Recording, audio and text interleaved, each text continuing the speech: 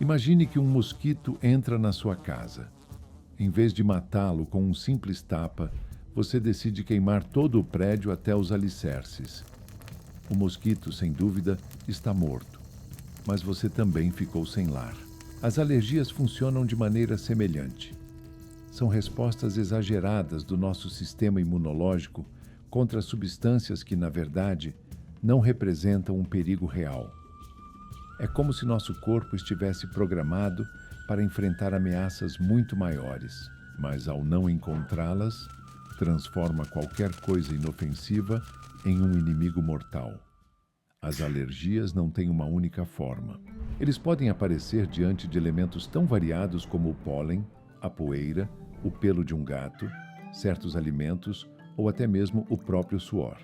E o pior é que não há como prever quando uma alergia pode ser ativada. Pode ser que durante toda a sua vida você tenha comido frutos do mar sem problema, mas um dia, sem aviso prévio, seu corpo decide que um camarão é o inimigo público número 1 e reage de forma agressiva. Inchaço, dificuldade para respirar, erupções na pele. O que ontem era inofensivo, hoje pode te mandar para o hospital em questão de minutos. Mas por que isso acontece? O que levou nosso corpo a se comportar assim? Existe uma hipótese intrigante que sugere que nós mesmos provocamos esse problema.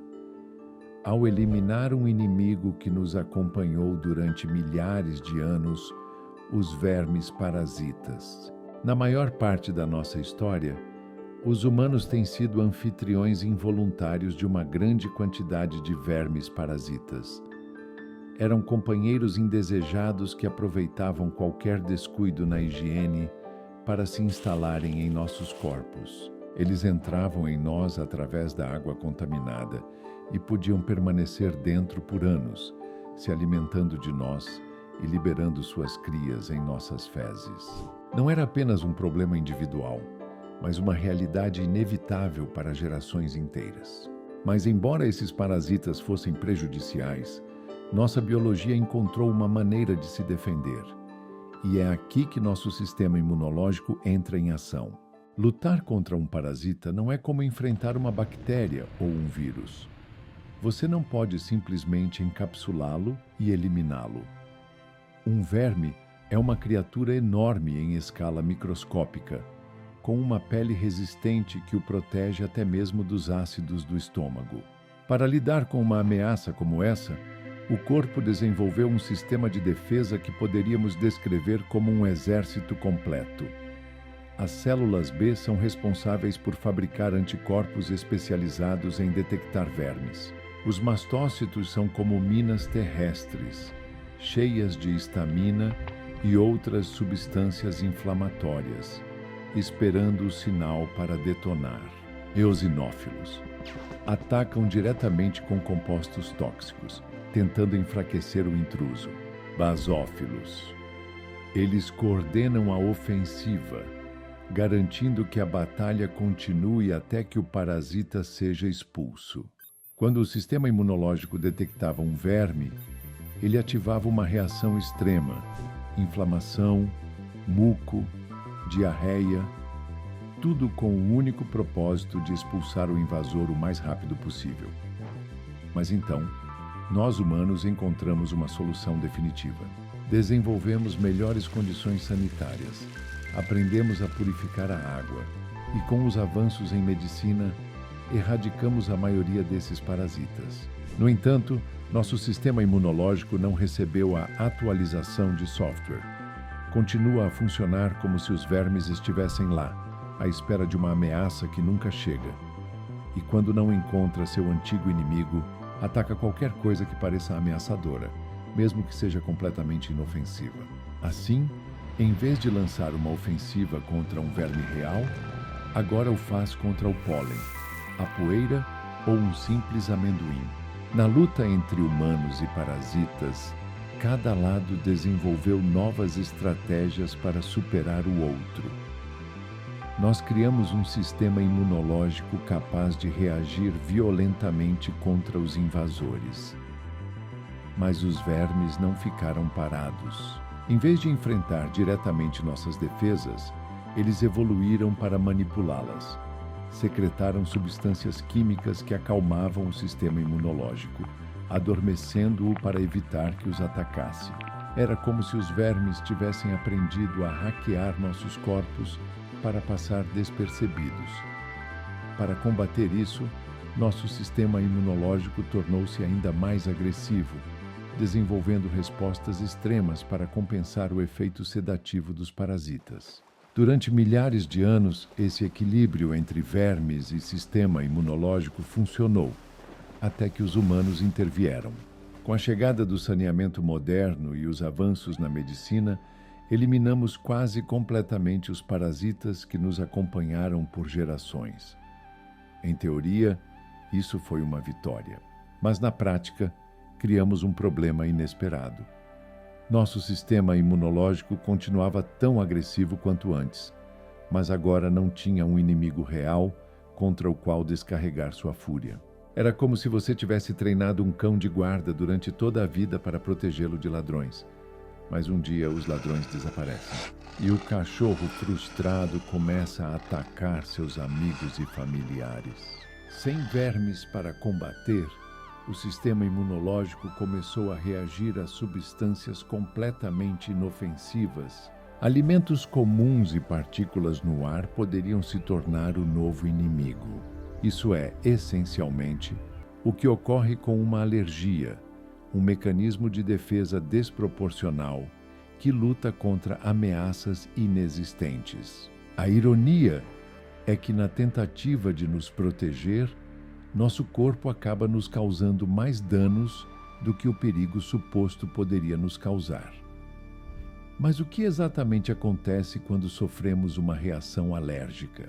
Para entender isso, precisamos ver o campo de batalha por dentro. Imagine que seu sistema imunológico é uma equipe de bombeiros. O trabalho deles é apagar incêndios e proteger seu corpo de ameaças reais. Mas em uma alergia, os detectores de fumaça estão defeituosos e soam o alarme por qualquer coisa.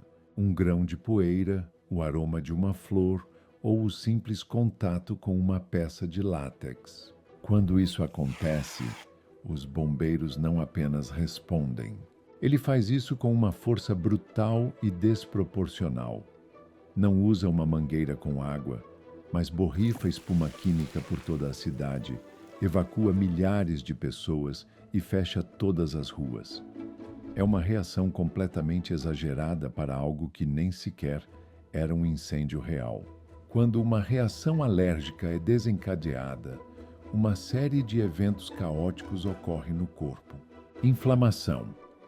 Os vasos sanguíneos dilatam-se, permitindo que grandes quantidades de líquido escapem para os tecidos. Isso provoca inchaço, vermelhidão e, em muitos casos, coceira extrema. Problemas digestivos. Se o ataque ocorrer no sistema digestivo, pode causar vômitos, diarreia e dor abdominal, como se o corpo tentasse expulsar algo tóxico, mesmo que não seja. Dificuldade para respirar. Nos pulmões, os músculos das vias aéreas se contraem e se enchem de muco, dificultando a entrada de oxigênio. É por isso que muitas alergias afetam a respiração e podem desencadear crises asmáticas. Em alguns casos, a reação é tão intensa que se torna uma emergência médica. A anafilaxia. É como se o sistema imunológico decidisse usar todos os seus recursos em um único ataque, sem se importar com os danos colaterais. Durante uma anafilaxia, os vasos sanguíneos perdem tanto líquido que a pressão arterial cai drasticamente. Os músculos das vias respiratórias se fecham quase completamente, bloqueando a entrada de ar. Em questão de minutos, a pessoa pode perder a consciência ou até morrer se não receber atendimento imediato. É assustador pensar que algo tão insignificante como um amendoim ou uma picada de abelha possa provocar uma reação dessas. Mas o mais incrível é que tudo isso é um erro de programação em nosso corpo. Um mecanismo de defesa que continua agindo como se os parasitas ainda estivessem presentes. Então, se as alergias são o resultado de um sistema imunológico que ficou desatualizado, o que podemos fazer a respeito?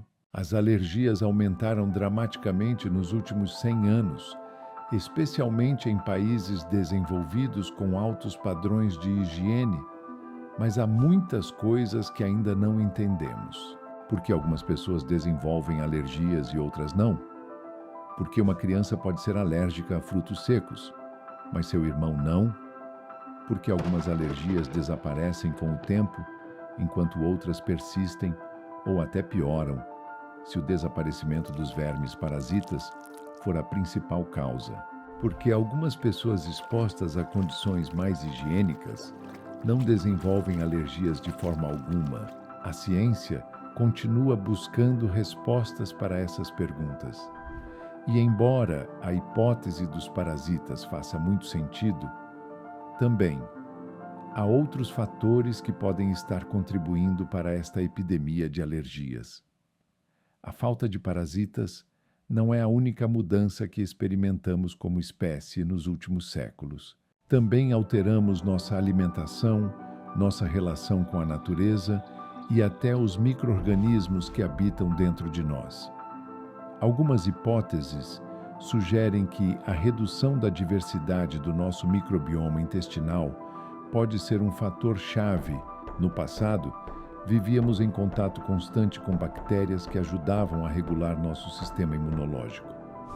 Agora, com dietas mais processadas e o uso excessivo de antibióticos, perdemos muitas dessas bactérias benéficas. Outro possível culpado é o aumento da poluição.